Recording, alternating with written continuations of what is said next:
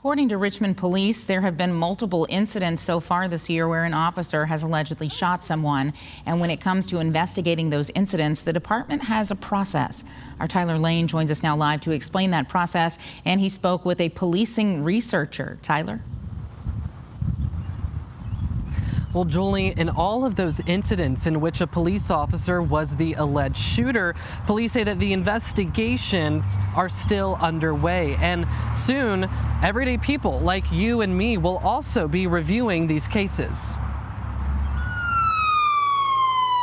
At least 4 times this year, a Richmond police officer has shot someone. But how were these cases investigated? Richmond Police say that there are a couple steps.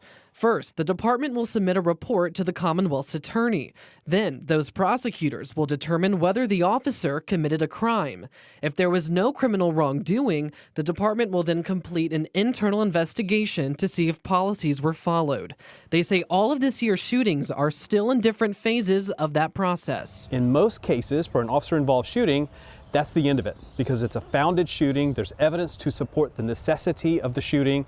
But in cases where the evidence is uncertain or where it looks like it was not a supported shooting, then other investigations are going to happen. On January 9th at McGuire Drive, an officer shot a man who they believed was holding a gun.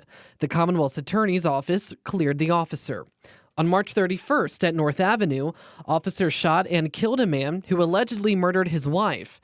Prosecutors will make a determination on this case this week. On April 22nd at 3rd Avenue, an officer shot a man who they say was holding a knife. Prosecutors have not yet received a final report from RPD. And on May 2nd in Henrico, a Richmond officer shot the driver of a cement truck after a police pursuit. The Henrico Commonwealth's Attorney's Office is reviewing that case. Now, RPD does have a new transparency policy saying that they'll release video of officer-involved shootings, but at their discretion and only when the person that they shot dies. Policing expert Dr. William Pelfrey considers this a voluntary policy. For purposes of transparency, it would be more effective if it was a broader range of shootings than just shootings that result in a death, because there are way more shootings than that do not result in a fatality than do result in a fatality. And soon there will be an extra layer of accountability for police shootings. Come July, funding will kick in for the City Council to create a civilian review board. That's a group of citizens who will review internal police investigations and then make policy or discipline recommendations. The age-old question is, who polices the police? And it's an impossible question to answer, because people who don't trust the police aren't going to view a police investigation of police as having any merit. So an independent investigation done by civilians, by people who are not beholden to the police, should enhance accountability.